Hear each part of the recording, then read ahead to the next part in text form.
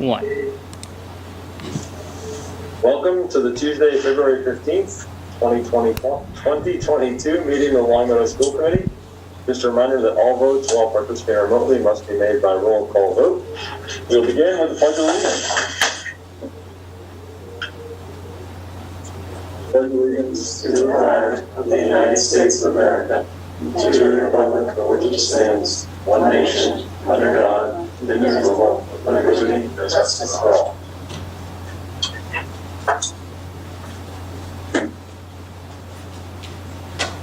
And just a note for folks who are at home, it's not always easy to tell who is in this room with us. So you can see that Nicole is here, I am here, and Marty is here. Tom Mazza, Sue Bertram, Diane Jordantis, Jenna Allentuck, and Mary Keene are also here. All right, next up, we have correspondence, and I'll hand it over to Nicole. Thank you. Following correspondence, emails from the following individuals regarding the mask mandate. And Rose Adams on February 4th, 2022. Caitlin Arnold on February 5th, 2022. Lauren Brady on February 9th, 2022. Steve and Jillian Danishevsky on February 7th, 2022. Karen and Greg DeRozier on February 5th, 2022. Bernadette Denervin on February 5th, 2022. Mike Denervin on February 8th, 2022. Alex Grant on February 4th, 2022. Katie Hastings on February 5th, 2022. Lindsay Katz on February 4th and February 8th, 2022. Jessica Kelly on February 10th, 2022. Long Meadow Education Association on February 8th, 2022. Katie McDonough on February 4th, 2022. Deb Novotny on February 4th, February 5th, and February 6th, 2022. Jason Payne on February 3rd, 2022. Lene Rondo on February 9th, 2022. Kevin Sheehy on February 4th and February 5th, 2022. Megan on February 4th and February 9th, 2022. And Amy Tyler on February 8th, 2022. Thank you, Nicole. Next up is approval of minutes, and there is a possible motion. I move that the school committee approve the minutes for the February 8th, 2022 school committee meeting as presented. Is there a second? Second. Any discussion? We will move to a vote. Nicole? Yes. Mary? Yes. Gianna? Yes. Bronwyn? Yes. David? Yes. And I can't tell if Susie is here. Okay, and yes for me. All right, next up is just a reminder about visitor comments, that you have a maximum of 3 minutes. You have an opportunity to talk once, and you can direct your comments to the committee, not to other folks. And again, we welcome any visitor comments, and always remind folks that if you're not able or interested in making a comment, you can always send us an email. Is there anybody who would like to make a visitor comment?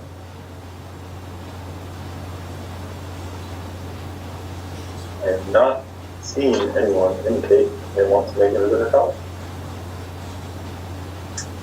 Jessica, your hand is up. Hi, it's Jessica Kelly, 37 South Ave. I just wanted to say thank you, and I'm really excited that things are going in a different direction and looking forward to school committee meetings that focus on school and not COVID. And that's it, so thank you. Thank you, Jessica.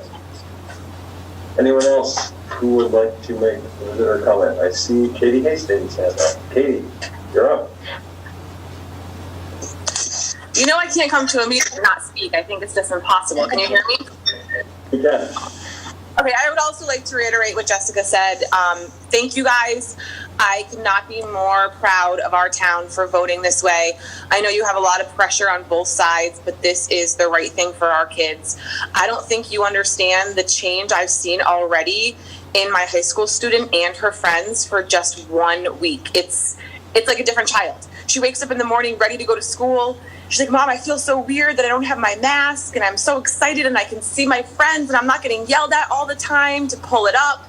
And it's just like, I dropped her off at school with such relief. I mean, every day, not just that first day, but every day. So thank you. We are doing the right thing for these kids. I know it without a doubt in my heart. I hope that this is moving into a direction where we're not going to go backwards, and we're going to let these kids continue to get more and more normal, because this is the right decision. There was also a story that my friend told me that her son found out about the masks being removed in school, and he started crying on her lap saying, Mom, I thought they would never go away. These are just heartbreaking stories that you don't hear all the time, and we have the ability to move in this direction and change the damage that's been done to these kids. So thank you guys so much. I know, again, you're getting so much on both sides between me yelling at you and other people yelling at you and sending emails, but this is the right decision. So I really, really appreciate it. There's something else I wanted to say, but if you can believe it, I can't remember because I'm just too excited about this mask situation. So thank you so much. Hopefully we'll be able to remove, more things in the future, but I can't tell you what you did for my daughter and her friends this week. If I could capture everything they've told me, I would, but I can't. It's 20,000 comments that they've said to me and how happy they feel. So thanks, guys. Let's just keep moving forward. And hopefully, like Jessica said, I can come in and start arguing about other things. I'm just kidding. But thank you, guys. Have a good night. Thank you, Katie. Anyone else who would like to make a comment? I'm not seeing other hands. All right. We are going to move on. School committee announcements and recognitions. Anybody have announcements or recognition? Yeah. Let's go first. But I just wanted to thank you, Kevin. I wanted to thank Diane Drogantis. Thank you so much, Superintendent O'Shea, for allowing us to, I don't know if anybody has seen it yet, but the schools, the principals, or whoever sends out the newsletters or communications from the schools have started including at the end of it, school committee. There's a link to the school committee information. And because we had talked about this before, the committee members, we had had a conversation, but also Diane and Superintendent, again, were very helpful in terms of, you had to go to like one website to find this information, and you go to another website to find this information. And so it's just great now. There's one link. Is it a Google document, Diane? Mm-hmm. To a Google document that has the links to where you can find the meeting minutes, where you can find the YouTube videos of the meetings. You can find our purpose, you can find our emails, agendas, and then there's a nice list of the meeting dates and the established time of 6:30. So that was a big win for the school committee in terms of finally getting that information out there in that condensed way. So thank you, Diane, and thank you, Superintendent. And everybody else, look at the bottom of your newsletters and go to those places. Absolutely. Thank you, Gianna. Other comments, recognitions, announcements? I'm not seeing them. All right, we are moving on. Business with guests. We have a presentation from Williams Middle School. Marty, I'll turn it over to you. Thank you. One of the goals that the school committee had made this year was to give us an opportunity to display a lot of the things that we're proud of and some really exciting examples of student work. And we tried to put presentations together that sort of coalesce around the vision of the graduate and the learning experiences at the 6 schools that demonstrate how we're providing kids opportunities to achieve those BOG competencies. And so with us tonight is Beth Nelson, principal of Williams Middle School. And Beth has a video that her students put together, but maybe we'll turn it over to Beth for any introductory comments that she might have. So Beth, are you out there? Sure. So I'm really excited about this project. This was our 6th graders this year. As you know, our 6th grade team is doing a writing and a reading block. And they were committed to incorporating STEAM whenever possible into their curriculum. So the students spent a great deal of the month of January in their writing block, focusing on poetry and creating pop-up books through the engineering process. This was obviously a natural way for us to highlight the vision of the graduate competencies, as well as how we are continuing to, provide wonderful instructional opportunities for our students. So we're excited to be able to present this to you all tonight. I think the timing of it is probably even more perfect and fitting now, given that we've presented a budget for next year. But I went to a teacher a couple weeks ago and said, okay, so I'm thinking we'll just ask a couple of questions, we'll put together a video and we'll run with it. And the teacher said, well, why don't we have, this student run with it? And we asked a particular student if they wanted to take on this video, and what you see here is truly 12 students from Williams Middle School who, talk about putting those competencies to use. They took an idea and they ran with it. So not only are they showing you their wonderful work and what they learned, but they're also showing you, some real leadership skills and creative outlets that they are learning through the Longmeadow Public Schools. So very excited to show this. Marty, I'm not sure, it does seem like I'm a host. Do you want me to just share my computer? I have it queued up and ready to go. So, okay, so there you go. You can start it whenever you're ready. Yeah.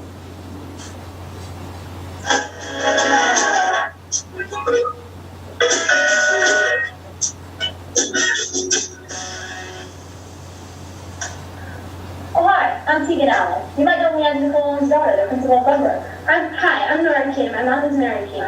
Hi, I'm Madison Daly. We are so excited to be able to share this proper book process with you. We'll be interviewing about 10 sixth graders in Williams Middle School about the process of making the pop-up books. We have been working on these for a while. It took a lot of independence and critical thinking, but most of all, being creative and using our problem-solving skills. This experience has been so fun and has made me a better student. It's sometimes hard to find projects in school that incorporate learning and fun. Every day we look forward to this project. And not only did we look forward to this project, but we learned a lot about engineering and STEAM at the same time. It got our creative mind juices flowing. We will be able to use what we learned in this project later in life when we graduate middle school. It shows us how to be independent and really pushed us to be committed to something. For example, we focused really hard every day and even stayed after school to finish sometimes. So, without further ado, let's get interviewing.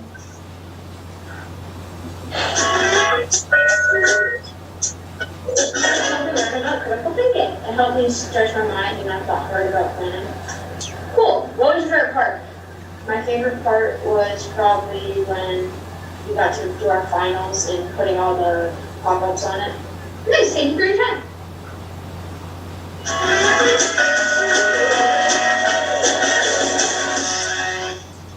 So, Glenn, what did you learn about the writing poetry process? I learned that poetry can be hard to write, but it's also, it's difficult to find out rhyming and sometimes, the rhythm of everything, but overall it was a fun process to learn about. Nice! What was your favorite part of the program? My favorite part was probably making the pop-ups because I learned how to do new things and how to be creative about my own things, and it wasn't like everyone was doing the same concept. It was like one person could make anything they wanted. Well, thank you for your time.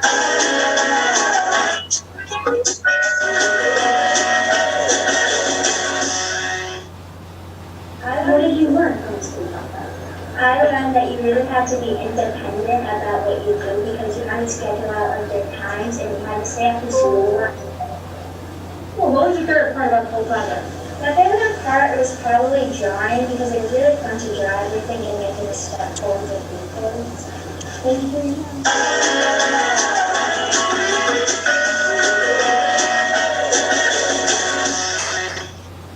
What did you learn from this process? I learned about different types of poetry, similes and metaphors. Cool. What was your favorite part of the project? Probably constructing grass and all the different paper and stuff. Thank you for your time.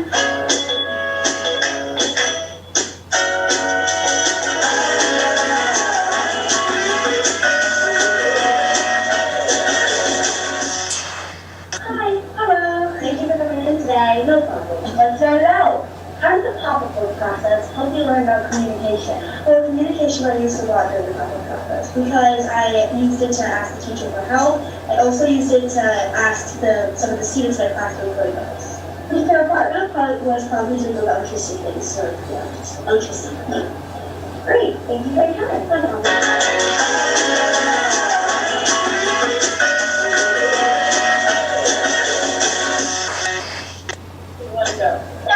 Hi.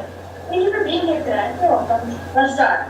But for Aspen, we're going to just flip through instead of asking some questions because we want to see some different topics of hers. So here we go. No one. No one knows why we, as a group of people, part around you. No one knows why you stand shaking in the corner of a party. No one knows why you don't always tell the truth about how you feel because you're scared of judgment. No one supports me. My no one is Ayla. Would you like to talk about why is Ayla important to you? Because she's my best friend. Oh, that was amazing. Thank you, Aspen. Thanks for your time. I loved it.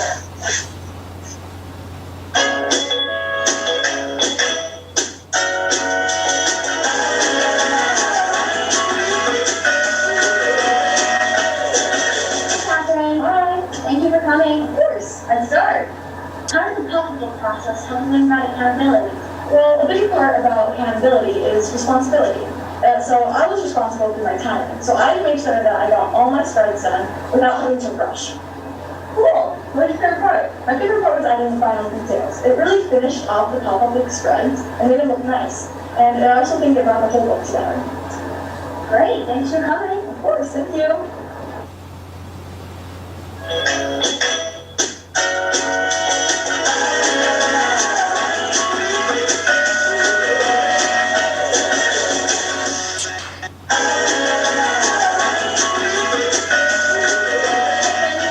Thank you for being here today. You're welcome. Let's get started. Can you tell us about the pop-up book project? Yeah, sure. It was fun. It was hard, but yeah, still fun. I guess I learned a lot. The poetry was sometimes hard to write. I had to fix a lot of stuff, and then I had to figure out a lot of the engineering for the pop-ups. It was, I guess, hard to make the pop-up. Great! What's your favorite page? Can you show us? This one. Because it was probably my favorite because it was hard, but it was my favorite because I loved making all the step folds out, and it was just fun to make, and it was probably the hardest one, which I love challenges. Thank you for your time!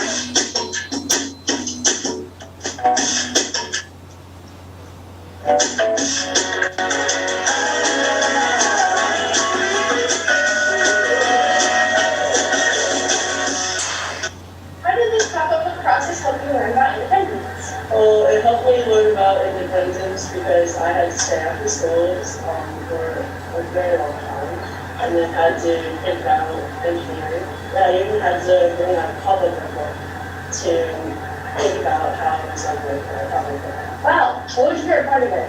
My favorite part of it was writing the poetry and thinking about how I was going to design the way I would write my report. Cool, thank you.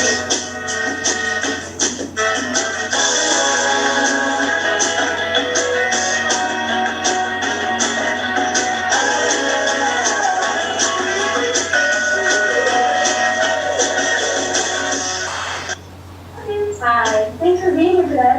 Thanks for inviting me. Well, let's start. How did the pop-up book process help you learn about collaboration? I think we learned about collaboration, like working together, because like we had to work together, like part of sharing your supplies, like it was about like everything that we had to share that. So that was cool. Wow. Oh, you favorite part? Making like this pop-up. Yeah, that was a lot of everyone. Well, thanks for coming. Thank you.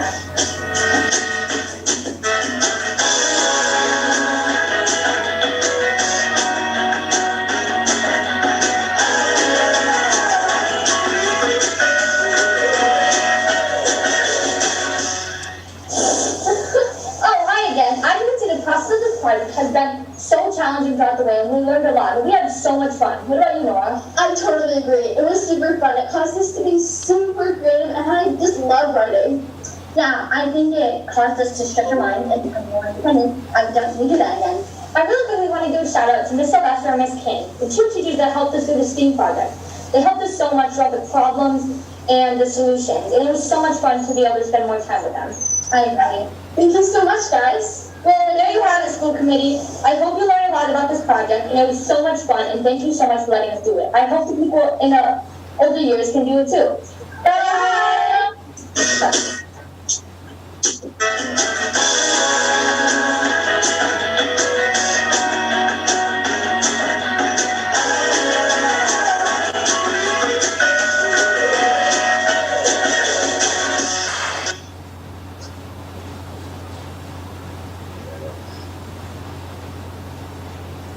Thank you. You could hear that okay, I hope, at home.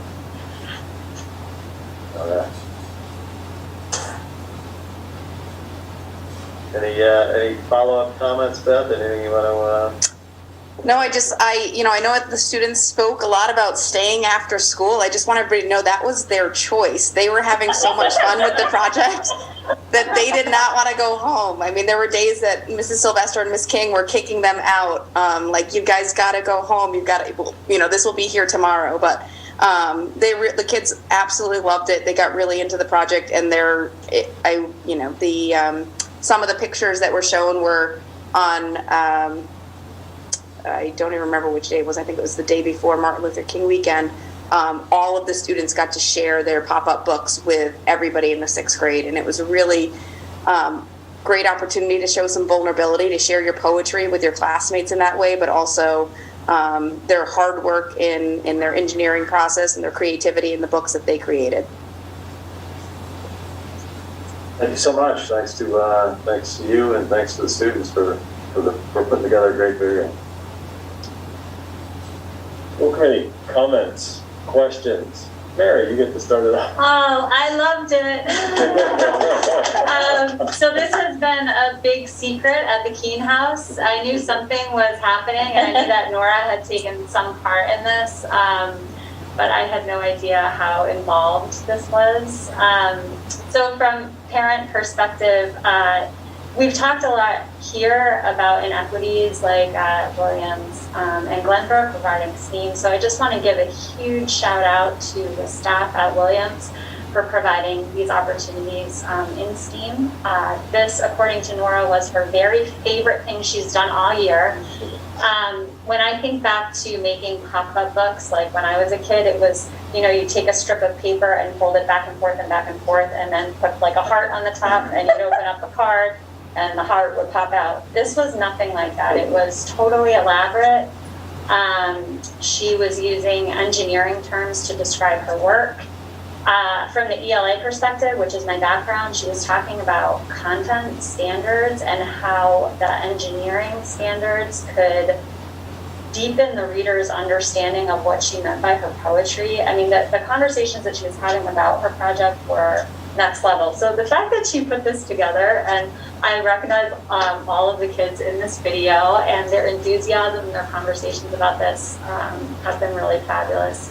The last thing I'll say is when I think about really meaningful projects have authentic audiences. And so not only did these kids have the opportunity to share with their peers, but to share with the school committee and to share with the community beyond is just a really powerful acknowledgement of the work that they're doing in class. So Beth, thank you, and thank you for letting Nora be part of that. It's just awesome.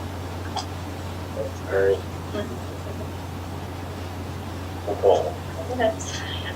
Thank you again to echo a lot of what Mary said. It's so fantastic that we get to see these glimpses into the school, and I know that everybody already is having such a busy year, and I really appreciate everybody taking the time to make these things happen because they're really meaningful for us as school committee members to get to see this view into the schools each week. I love them.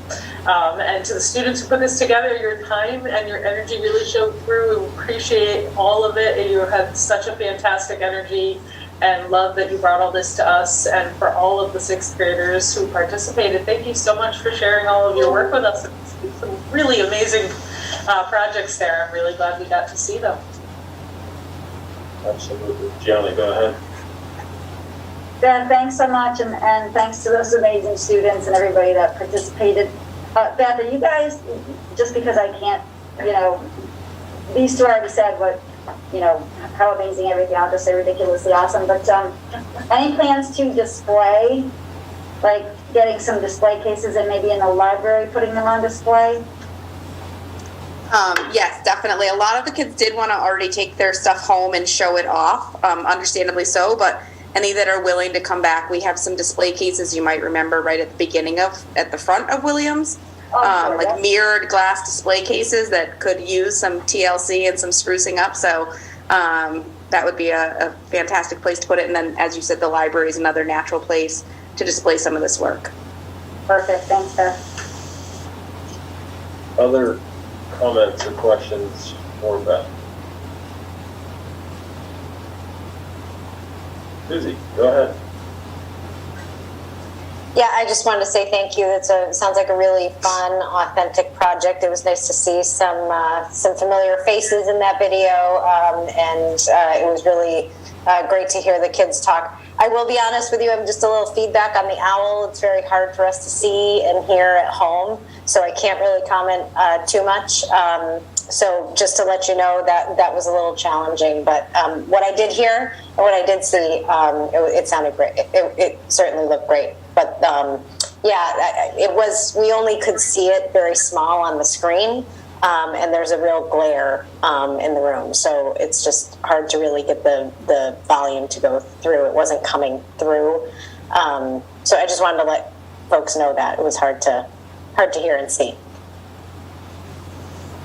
Thank you. Yeah, I should have had it on it probably was on the gallery view for you at home, was that instead of the wider. If you share your screen, put it up that way. Right. Yeah.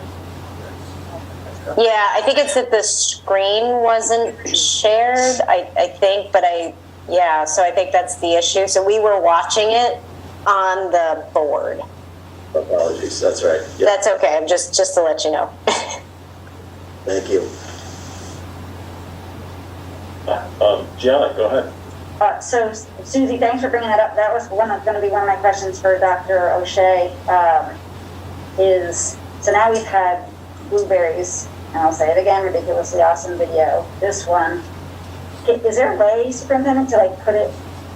We have is there an archives on the LPS website, a way to start because I'm only assuming we're going to keep having more of these videos, and be awesome if we could all access it again. Yeah, we can gather if it turns out, and then some of the schools might be here in person with us for their presentations, but we can gather the videos and post them on our website for sure. Yeah. Thank you. Yeah. I was going to ask exactly the same question. Yeah. Other comments, questions? Beth, this was great. Thanks to you and all the students. It's just a joy to see things like this and for you to bring it to the meeting. So thank you so much. We look forward to more of these. It's great. Thank you. Thanks everybody for having us. Good night. Thank you. Bye, Beth. Bye. All right. Next up, we have administrative reports. Marty. All right, thank you. Just a couple of items for you. We have started our mask optional approach at Warren Middle High School, and I've had an opportunity to make my way down to the high school just to get some first-hand observations and have a chance to talk to the administrators about how it was going.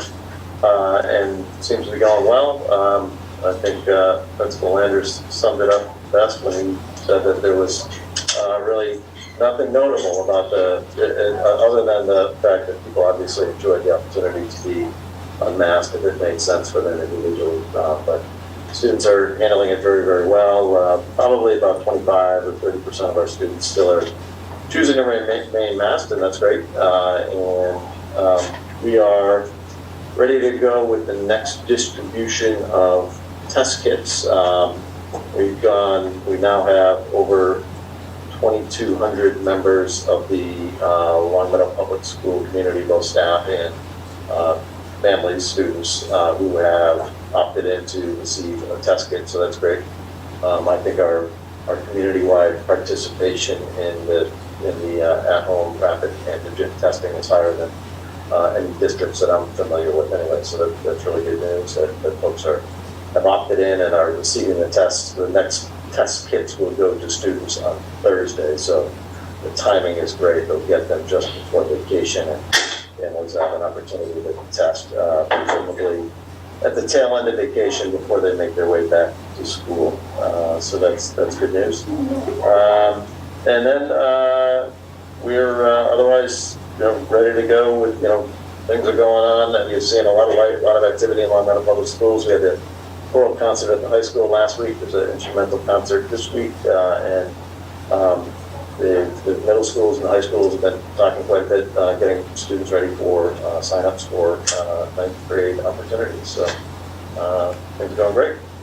And I think committee might be interested to know, we're set on March 3rd. Just a reminder to anyone watching, folks at home, March 3rd the mask optional approach will be available to individuals in our pre-K through 8th grades. And it appears that in most surrounding districts are following suit.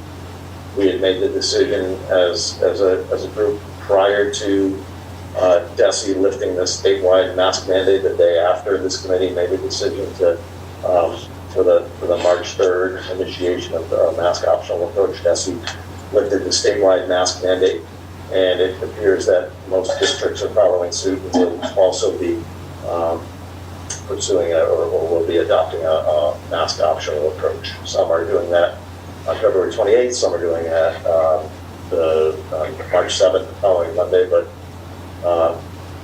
aside from some of the larger urban districts, it appears that most districts are making their way towards a mask optional approach. So rather than later. And that's all I have. Thanks, Marty. Any comments or questions for Marty? All right.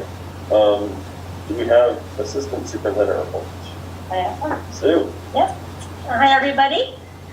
Just a few things tonight. I'll try to be quick. Wanted to let you know that our MTSS work continues. We're tweaking now the components of the referral process and things like that. Earlier in the year, we revised and re-released our DCAP so that everybody was on the same page with our district curriculum accommodation plan, and that lays a good foundation for university design lessons and things like that. So we're going to continue to work on the MTSS alignment throughout the year. We recently had some PD in strategies related to the screening outcomes from our lit coaches at the elementary school. They trained all staff last Monday, and then the iReady folks are going to do some PD after school regarding grouping students and targeting instruction based on the iReady results. So kind of PD continues on that. Speaking of which, the admin team had some PD in Learning Walk looking for equity specifically, and we have some dates to go visit some classrooms to do some learning walks. We'll be about 15 minutes in each classroom on March 31st and April 1st with specific look-fors for equitable practices. And speaking of that, what leads into our anti-racism committee work, our students were just walking by. They have meetings typically on the same night as school committee, but from our student anti-racism committee group. They have been looking to bring in a speaker for all of the high school students in order to gather more people to join their group. They had honed in on Ron Jones. He's a DEI advocate, and they wanted this one specific program that he does called Get Out of Your Bubble, and we couldn't find it anywhere to vet it. We couldn't find it online. It wasn't on YouTube. We didn't want to drive to the middle of Pennsylvania to see it, so we brought him in so that the art committee could actually vet him, and he came a couple of weeks ago now and did a presentation just for that small group of students. They're all seniors. They loved it. I was there, the high school admin was there, Sandy McDonald as well. So he got the seal of approval to come back and do some work with all of the classes at the high school. The principal and APs are working on a schedule that will get all 4 classes to be able to see him. And then we'll hope to bring him in for the community on the 11th of April. So he'll be here the 11th and 12th, seeing students during the day, students and faculty during the day, and then hopefully a community presentation on the evening of that. And our youth opiate grant is going to help provide some of the funding for that. So we're just trying to scratch up enough from sources to get him to come back. I was lucky enough to see some engineering stuff going on this week as well. Mrs. Stryker at the high school had some students working on the principles of engineering, and they were kind of mixing low-tech and circuitry and all kinds of stuff to create little fun inventions. And they were doing like, remember the Simon game? And some of them had created that, and if you solve the Simon game, that their box would unlock. And so they had some little tiny robots, and they're super excited about that. Our internship program, we're in semester 2. We have about 18 students taking part in the program, some repeats from semester 1. We have 2 interns here at central office. If you come in during the day, you might see them, one in IT and one with Mr. Mazza, the poor girl. So they actually are doing great work. They're always busy, and they're a really good asset down here. So let's see, Career Tech. We had some students go to Career Tech from the 8th grade who were interested, and then Career Tech came to the high school to do a presentation for students here at the high school, and the middle school is working on another presentation in order to present to the larger group, the entire 8th grade group going to 9th, and they may do it virtually, they're not sure, but they're working on that process now. Along the lines of internships, we have a partnership that some of you might know about with Mass Rehab for students who are 504 on a 504 plan or qualified for special education services, and it's a great program. So anybody can take advantage of it, and you can work on your pre-employment skills, interviewing, resume writing, cover letter writing, and if you're really into it, you can get an internship and it can be paid. And Mass Rehab picks up the tab on that. So that's been great for a lot of our students, and it's really ramping up again now that COVID is on the decline. Our seal of literacy finally, after a couple of years of struggling to get it off the ground, it will happen this year. It recognizes students who are multilingual, 2 or more languages, and so our students are gearing up to seniors this year to take an assessment in the language that they are, their second language or the one that they're learning, to see if they can achieve proficiency, and then as long as they meet all their graduation requirements, they'll have the seal of literacy on their diploma. So that's exciting. Let's see, in-house, our professional development courses are up and running. Between now and the time that school ends, there'll be several classes. All of the classes revolve around our district improvement plan in some way, shape, or form. We have special education classes right now. We have a class on phonemic awareness because that's one of the areas that we see students need some shoring up in at elementary especially. We have SEL classes, mental health classes, diversity classes. So these are classes taught by educators for educators. Our math pilot continues, getting a lot of feedback that it's a lot of work from our elementary educators, but they are plugging away. We had a mid-pilot review meeting, well attended, and people are just so involved and invested in it. And some of them are in their second round or second pilot round, and some of them are just ending their first, but all interesting feedback. So we'll bring you more on that as the pilot goes through. Exciting, maybe MCAS dates. ELA is in April, and math and science will be in May. And all the schools will do an infrastructural trial prior to that to make sure that the Chromebooks are working, and all of the Wi-Fi is working, and they know what they're doing before they do that. Let's see, I don't want to just keep reading out. We had new world language frameworks released, so there are some workshops available that our staff will be going to for that. And then I'll leave you with some big data. The views of climate and learning are surveys that students take while they take the MCAS on various indicators of our school climates. And so we just have the preliminary data in for the 2019 school year and then 2021 to compare. And I was worried that we were going to, take a nosedive a little bit, maybe because of COVID and the fact that, students weren't in the entire time and whatever, but we didn't. We actually overall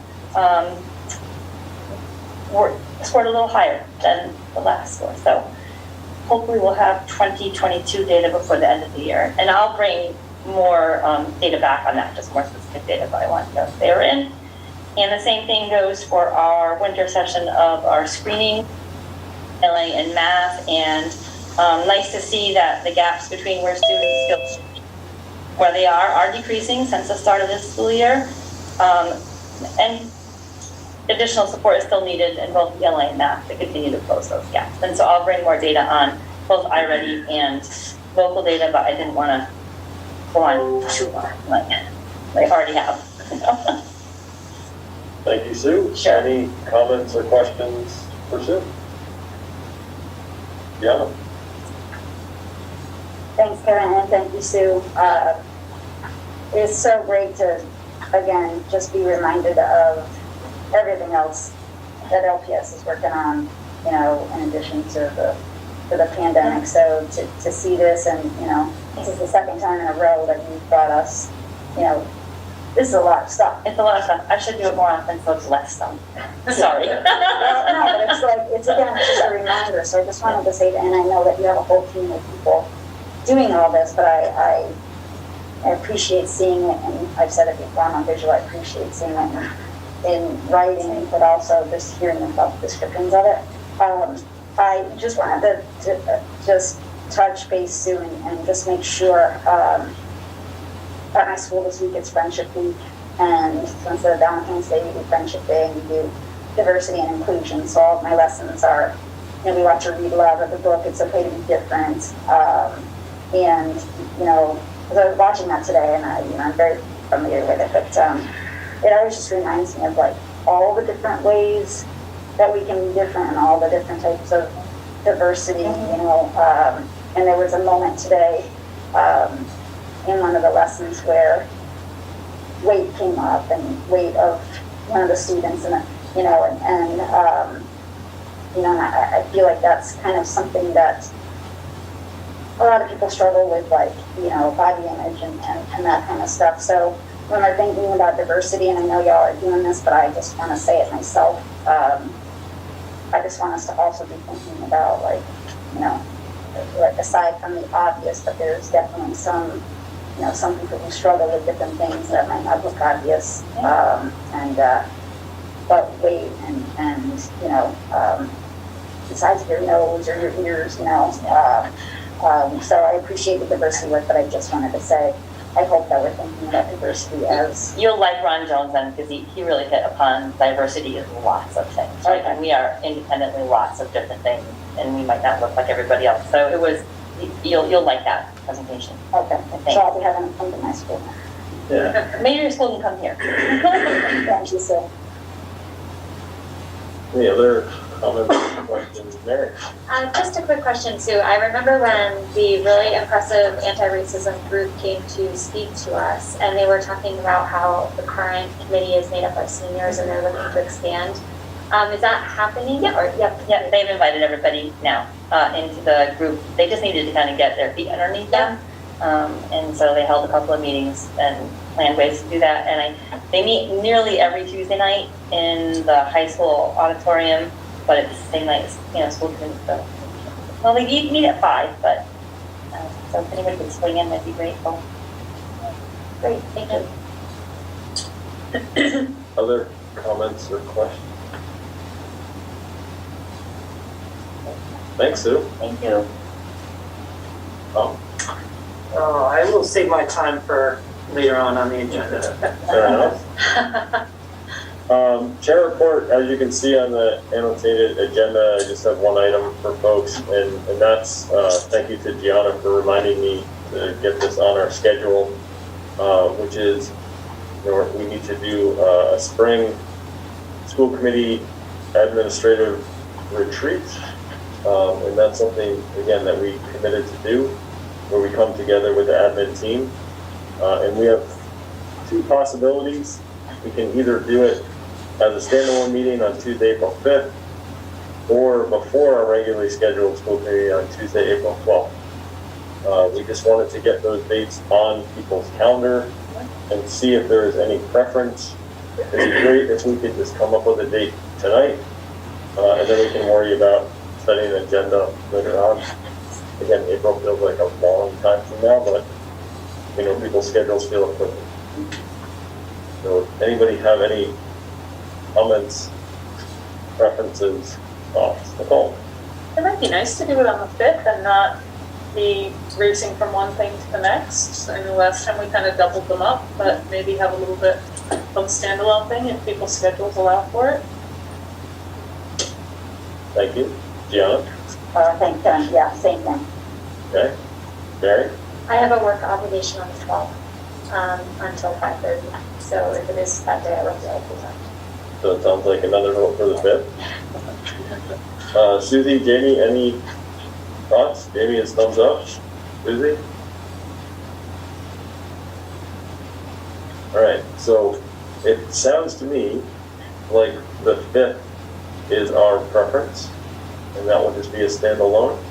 And Marty and I will work on figuring that out. The thing I would say to the committee, if there's something that you would really like us to do, if any thoughts you have about what we might do, let one of us know, because Marty and I will talk about that. Probably not immediately. It's a little ways off, but yeah, let us know if you have any ideas or opinions. Is that good, Marty? Yeah, sounds good. Excellent. All right. Megan's not here, so we don't have a student rep report. Other reports? Mary, LPVEC? We have a meeting tomorrow. I'm not able to attend, but I will report back with the next time. Great, thank you. No update from Energy and Sustainability. Gianna, Seal? Thanks, Kevin. So, SEAL, Special Education Alliance of Long Meadow, they had their meeting last Wednesday, and they had this PowerPoint presentation on all the different services for people with disabilities or for people with special education needs. The PowerPoint, I believe, is available now on sealma.org. Again, it's just a wealth of information. I know, this would be more geared towards if you have a child with special education needs, but, I've already used it for, I had people down in Maryland asking me for information about a particular situation, and although this was Massachusetts specific, it was just a great kind of blueprint for, other people in other states, or just for people with these needs in general, just, some great contact information. So I would just encourage, again, people to check out sealma.org. The next SEAL meeting is on Wednesday, March 9th at 7 p.m. via Zoom. And again, that information, that link is available at sealma.org. Thank you, Gianna. Any tax ceiling updates? Thanks. Okay. All right. We are to subcommittee reports. So we have a bunch of stuff from the finance subcommittee. We're going to kick it off with building use requests. Tom, are you going to take that? Yeah, thank you. You're on the agenda tonight. There are 6 building use requests. 5 of them are for dance recitals later this spring, and 1 is for a 5K race walk also in the spring. We've been holding them for a while, not sure how things would play out, but Finance Sub did review them back in our meeting on January 28th, and there was consensus in terms of bringing them forward tonight for school committee consideration. There was no objection or concern. we indicated to the requesters that they would have to follow whatever COVID protocols may still be in effect at the time, which they all understood and were agreeable to. So unfortunately, we would need to have a recommendation for each of the 6 requests. Can't take them as a group? Normally, we vote them because of the uniqueness of each specific request, but Diane, I don't. I have no It opinion. seems- I mean, I could put them on a consent agenda as well. Yeah, it seems kind of tedious since we have to do a roll call vote on. Well, do you want to move them all to a consent agenda? You just have to have a motion to move them all to a consent agenda and then Excellent. approve the consent agenda. Excellent. Yes, so Nicole's gonna make a motion, I think.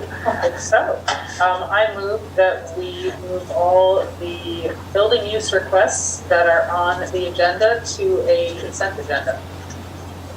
Do we have a second? Second. Any discussion? And again, just to explain what happens on a consent agenda, you have to take them all as a whole. You can't discuss individual items. Can't discuss it. You can't discuss it. If you would like to discuss individual items, you have to remove it from the consent agenda. So we will vote to put it on a consent agenda, and then we'll say would anybody like to remove any of them from the consent agenda so we can discuss. Does that make sense? Okay. So we are going to vote on moving these into a consent agenda.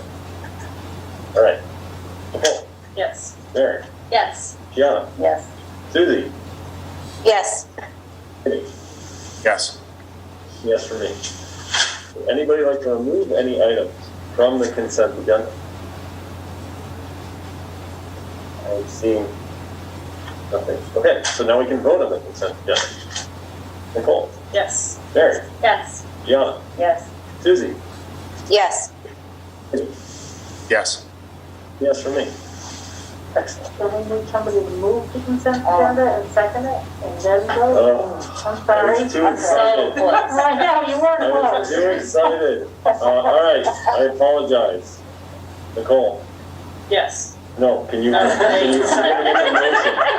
You're gonna make a motion, Nicole, I sorry. move that we approve the consent agenda for the building use requests. Do we have a second? Second.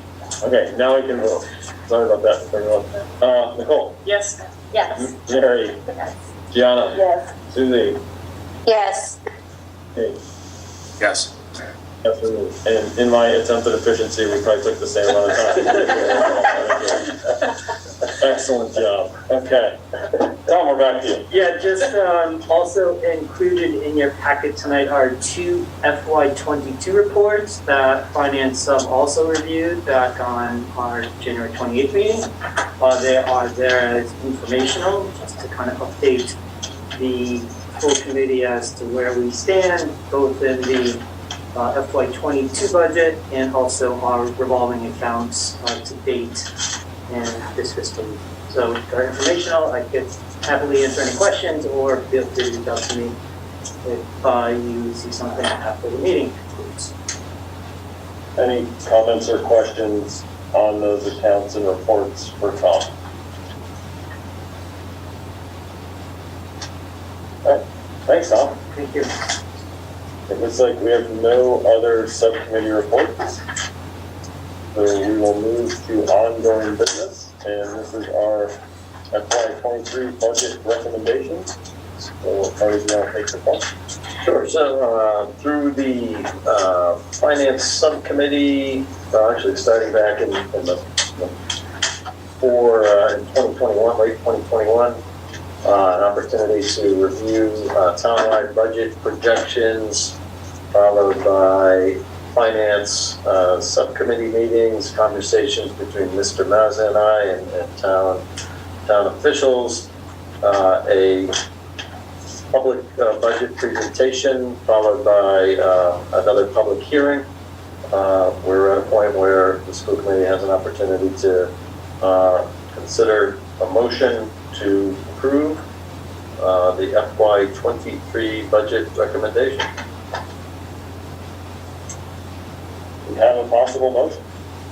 I move that the school committee approve the FY 2023 proposed school department budget in the amount of $40,307,415.36, with a general fund allocation of $37,520,859.36, and submit this amount to the town manager for inclusion at the annual town meeting on Tuesday, May 10th, 2022. Is there a second? Second. Is there any discussion? Right. For discussion purposes, so it's worth noting that if the committee were to approve this, we would have an opportunity to bring the recommended budget or the school committee voted budget to the select board next Tuesday night.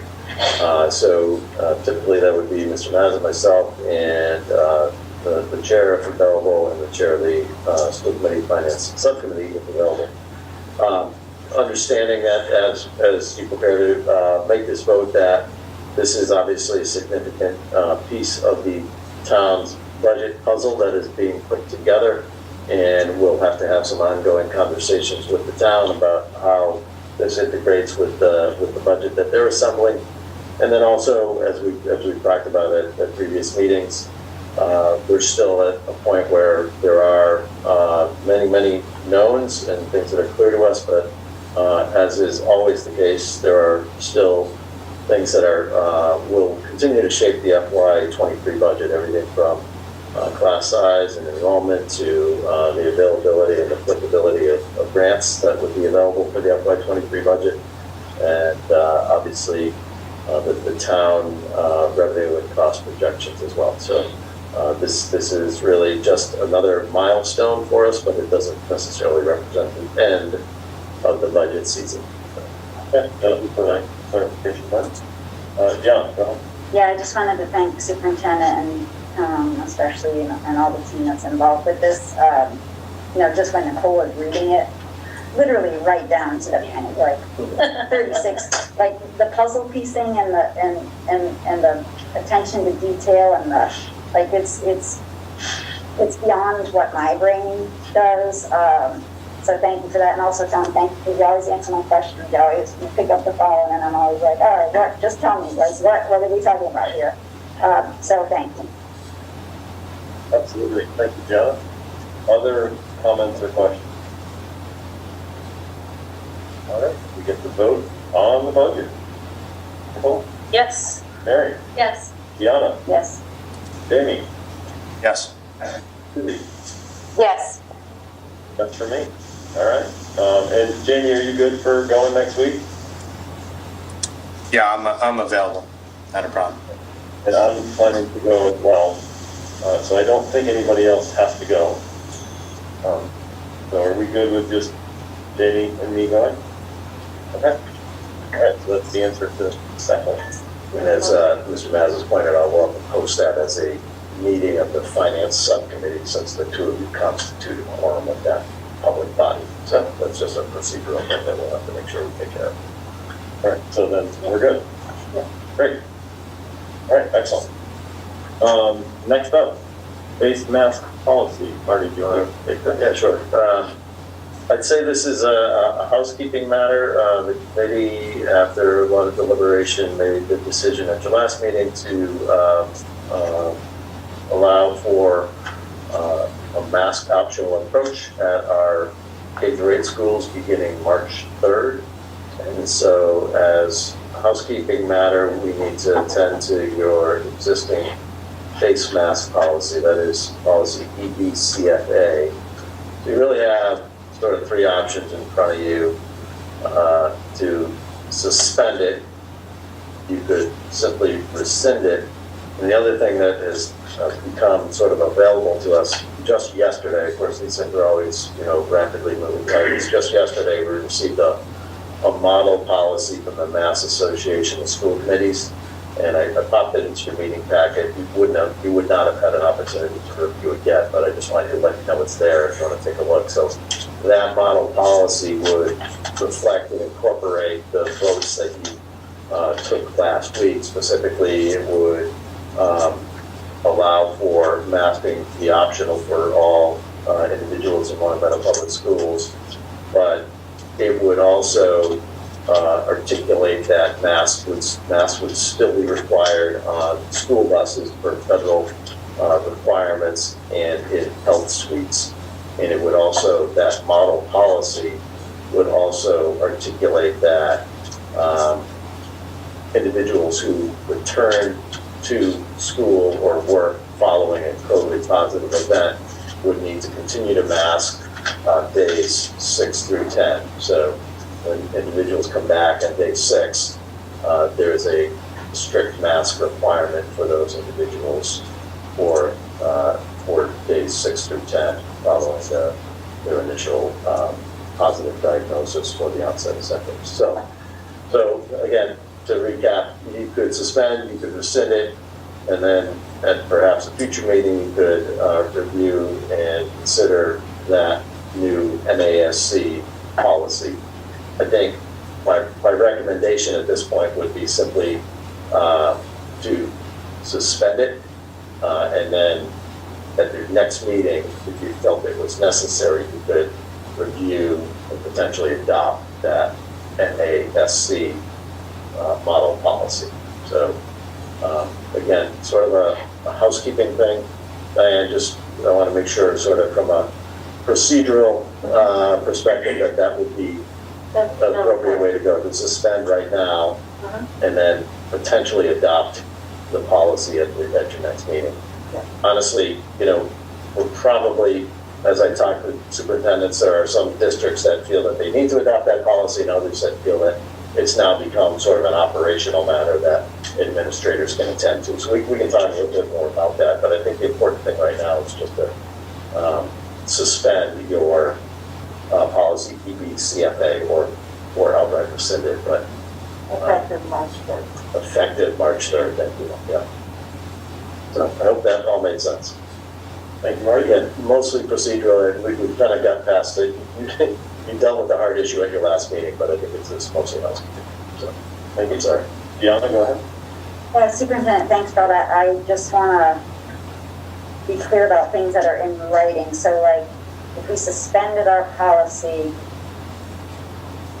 we still have kids on school buses and in the health suites and people have, so where is that in writing that we still have to do that? Yeah, well, we've communicated that to families.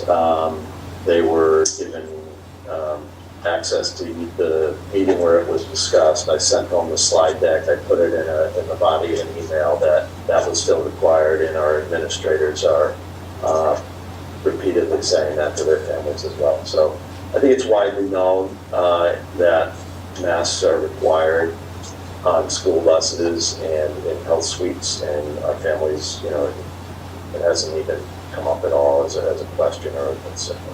So we don't need that as part of a written policy to enforce that? Yeah, obviously that's up to you as a committee whether or not you felt like you needed to sort of kind of quickly put that into place. But honestly, I think we're, right now, at least for the time being, you can look at it as an administrative function, an operational matter. If it continued to be an issue where we needed that policy level clarity, then by all means you could approach it that way. But again, that's up to the discretion of the committee how you want to do that. And the reality is the only place where this is even an issue right now is at the high school.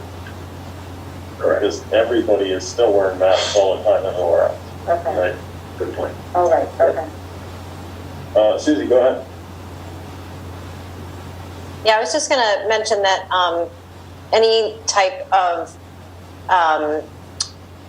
policy that does not make mention of state or federal law still means the state or federal law, or, the guidelines of other governing organizations are still relevant. So in other words, the busing, if I'm not mistaken, is either a state or I can't remember if it's state or federal. And the CDC is the organization, and Massachusetts, via DESE, still has the kind of final say on the decision around the masking in days 6 through 10. So you can point to other guidance and laws out there for the others. So that's why we kind of don't have to necessarily have it in policy for the time being. Thank you, Susie. Nicole, and then Gianna. We'll let Gianna go. I suspect you're on the same. I was just going to say thank you for the clarification. I'm just curious, and maybe Diane can clarify, if we're suspending a policy, does it need a wait time between when a motion is made and approved and then when it's revisited 2 weeks later? It has to be at your next meeting, Okay. whatever that is. So in other March words, 1st. for this to happen on March 3rd, it has to get started tonight because it can't get started on March 1st meeting. If you suspend it, correct. Yes, so if it was suspended, that motion couldn't be made on the 1st, it would be too soon. Well, it would be suspended from the date of your vote to suspend it. And then in 2 weeks, you must revisit it to see if you want, what else you might want to do. You may want to keep it suspended, you may want to rescind it, but you must revisit it at your next meeting. Okay. And so just to be clear, we can implement it whenever we want, we just have to revisit it at our next scheduled meeting. Gotcha. Right? Okay. So then by that token, I'm just wondering if we might, I know that part of our motion last week was per the superintendent's discretion based on the moving parks over the next 2 weeks. And I'm wondering if there's possibly, if revisiting this on the 1st when we have a little bit, when we're a little closer, might be a conversation worth having, or if it's worth doing now, I guess. Well, and I think that's the beauty of the fact that we have to revisit it. Yeah. If we vote to suspend it tonight, we know that it's going to come back up on the 1st. So we know that we're going to have those 2 weeks to look at this other policy, see what's going on, and then we could modify if we wanted to. Suzie, is that a new hand or an old hand? Old hand, okay. Any other comments or questions? All right, we have 2 possible motions if anybody is interested. And if nobody's interested, then John, your hand is going up. I know, I was just going to read the first one that says, You can read whichever you like. I move that the school committee suspend policy EBCFA, face masks effective on March 3rd, 2022. Do we have a second? Second. Any further discussion? Seeing none, we'll move to a vote. Nicole?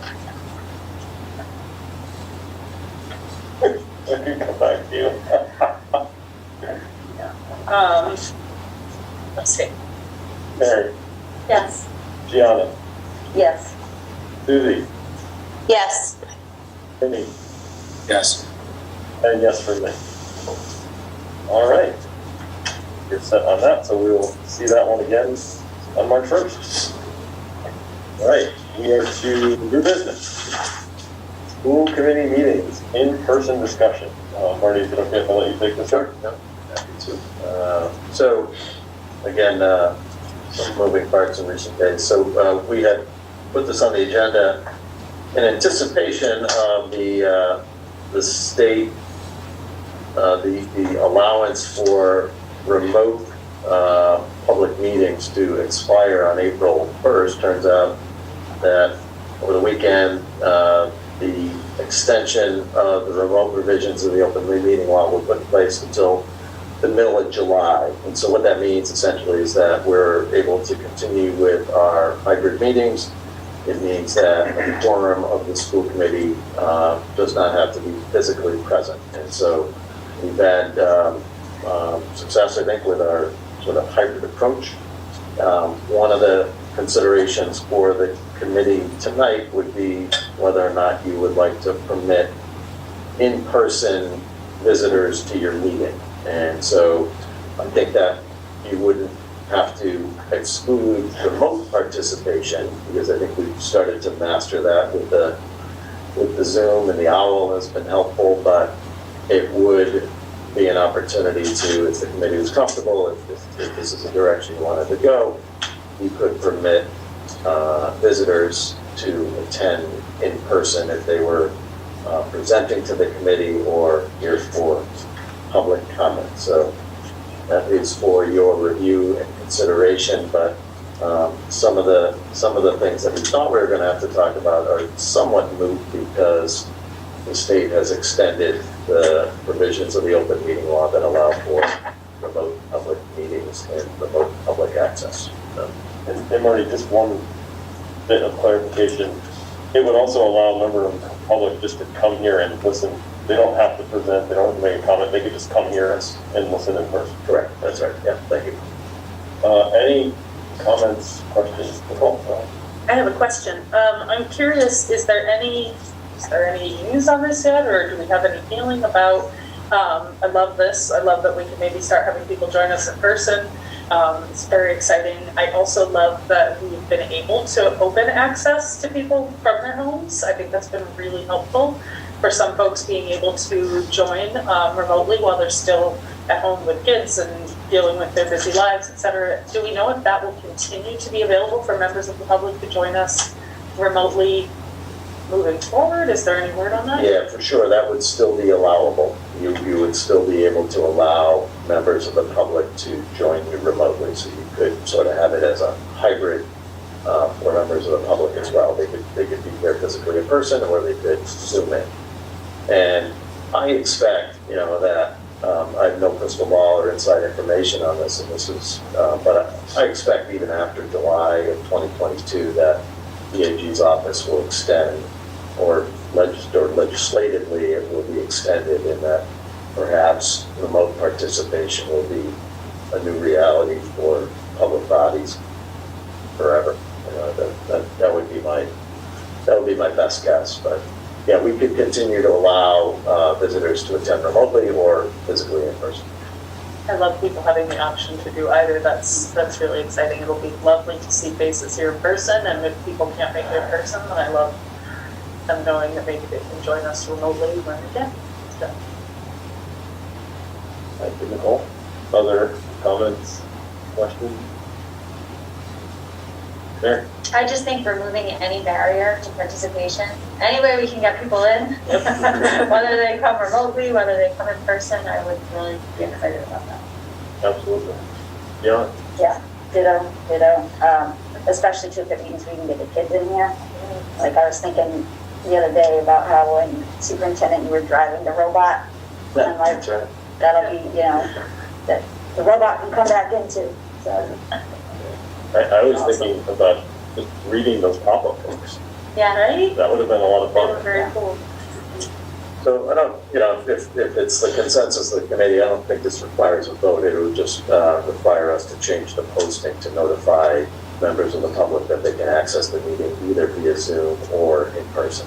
So I think that would be sufficient, unless there's something I'm missing. Diane, who's always has a good handle on procedural matters. No, yeah, change the vote. Change the posting. So Jamie, Susie, do you guys want to weigh in on this? Thumbs up? Yeah, I agree with what Nicole and I think Mary said it too. I mean, I think any way we can get everybody involved, whether you're on the committee or whether you're in the public, it's a positive thing. And I think this has changed every bit of everyone's life at home. The easier we can make them be able to participate, the better. So I agree with what they said. Great. All right. It sounds like, yeah. Susie, go ahead. Yeah. Agreed. Excellent. All right. Marty, good. That's it. Thank you. Wow. Looks like we're doing executive session. All right, I move that the school committee meet in executive session pursuant to Mass General Law, Chapter 30A, Section 21A, Purpose 2, to conduct a strategy session in preparation with collective bargaining with Units A, and Purpose 7, consideration of release of executive session minutes of previous meetings, to not reconvene into open session. Is there a second? Any discussion? All right, we'll move to a vote. Nicole? Yes. Mary? Yes. Deanna? Yes. Jamie? Yes. Susie? Yes. Yes for me. Thank you, everybody. Finance Committee, what? Let's make another one about it. No, that's correct. But we'll be back at it in a week for the finance committee part and a regular school committee meeting in 2 weeks on March 1st. Thank you, everybody. Thank you.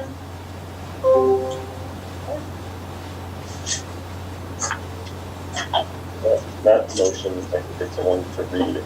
Gotcha. And Okay. the executive session. Which I thought, because I didn't remember us ever doing it, and then I said, the next step was supposed to do it. Good.